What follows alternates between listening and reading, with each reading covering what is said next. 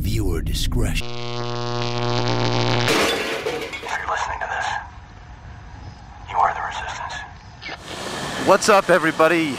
It's dafobra, and I hope everybody's doing all right out there. Well, I've been getting a decent amount of questions about the Sena products. I have like I said, I've said it a million times, I have a Sena SMH10-11.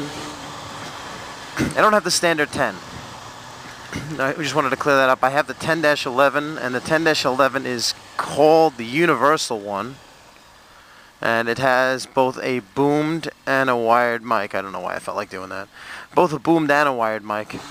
And I'm not a huge fan of a boom mic. I just find it annoying. Kind of gets in your way. So the boom and wired mic, they kind of unplug. And you can interchange them, which is kind of nice. So you're kind of not married to one, even though I use, 100% of the time I'm running the wired mic anyway. But, that's that. I'd be amazed if this guy didn't cut in front of me. How do you like that? So, yeah, I'm running the SMH10-11 and with obviously the GP10 GoPro back. What I wanted to talk about was the SMH10 is marketed as being able to handle 4 riders, or 4 riders in a conference.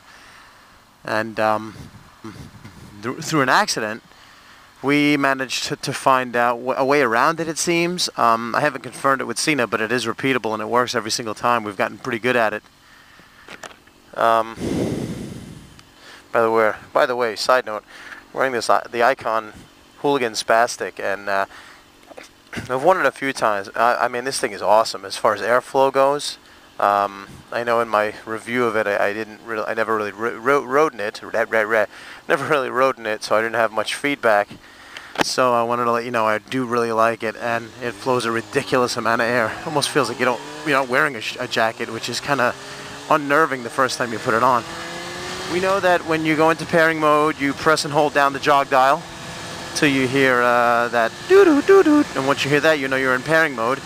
Both people have to do that, and I know that the SMH10-R does the same thing. So once you're in pairing mode, and both people are in pairing mode, only one person, does a slight tap of the jog. Just press the jog dial in. And one thing I'm going to say to you after living with the SMH10 for a while is you might have to wait 5 seconds, but it will pair up. So then you're paired up with one person.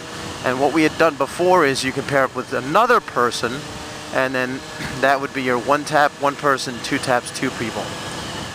You can also have a conference by, you have, let's say we're going to call this me, Mark, and the Windy D. I'll be A, Mark will be B, and the Windy D will be C.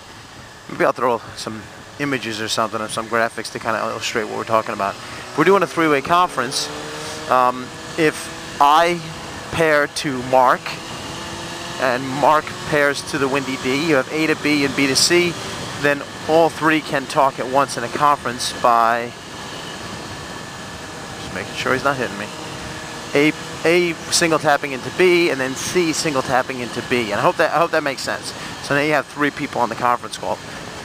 What we found when we were on, we did the Revzilla ride to Philly, and so many of us had seen is that everybody was pairing up like crazy. And out of nowhere, somebody would jump in from another pairing. I didn't clear all my pairs apparently. And I remember one time we were talking, all of a sudden H-Rod jumped in, one of my boys. And I said, I didn't even pair through him, which was weird. I paired through S-Rod, his bro, and I was like, what's up? How the hell did you get in here? And it caused a little bit of laughing and stuff, and we didn't figure out what the hell it was. So what it seems to be is that when you pair up, you can pair up with 2 people. So if I'm pair A, I'm A, paired with Mark, who's B. Mark is paired with the Windy D, who should be D, but is C. So are you following? Are you following? So I'm only paired with 1 person. Mark is paired with 2. He's at his maximum pairings. What I would then do is I would pair to, let's say, Johnny Diesel. So now I'm paired with 2 people. And now Johnny Diesel can tap into the conversation, and now we have 4 people. The Windy D is only paired with one person. He can pair up with, let's say, Night Loki, and then he can get in through Night Loki. Now we're up to 5 people, and what happens is everybody can do a maximum of 2 connections. That's it.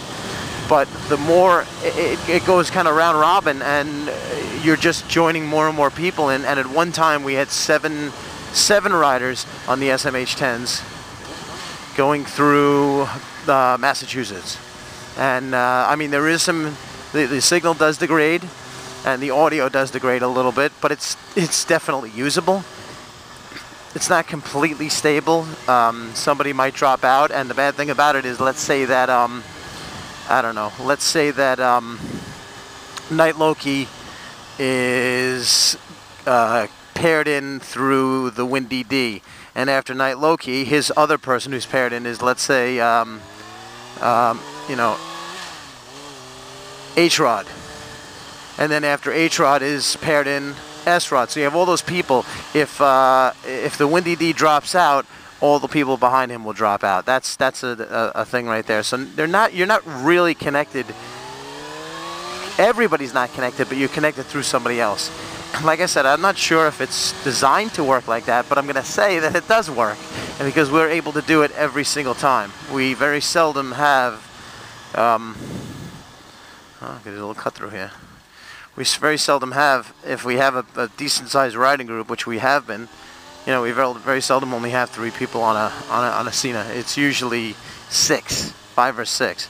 So that's kind of how you do it. And I hope the visuals that I put up kind of make sense and explain it. If you have any questions, ooh, sexy. If you have any questions, please feel free to ask. I definitely you know, I'd love to help out. Yeah, so that's how you get 7 riders on a Sena conference call. Wow, it's bright out. It's going to be so nice today. I wish I didn't have to work.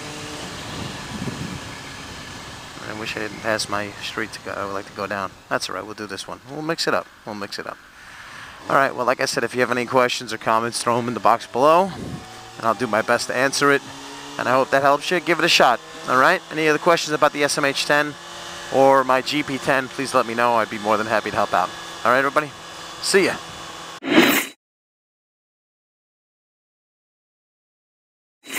What is that bike? That's really nice.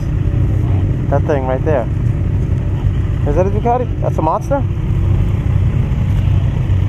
That's actually really nice. I'm friends with the monster that's inside of my pants. Alright, let's go.